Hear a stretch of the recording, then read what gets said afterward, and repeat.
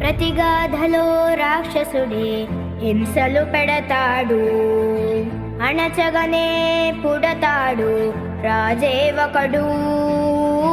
శత్రువునే కడదేర్చే పనిలో మన రాజు, హింసలనే మరిగాడు మంచిని మరిచే. ఆ నీచుడి అంతు చూసా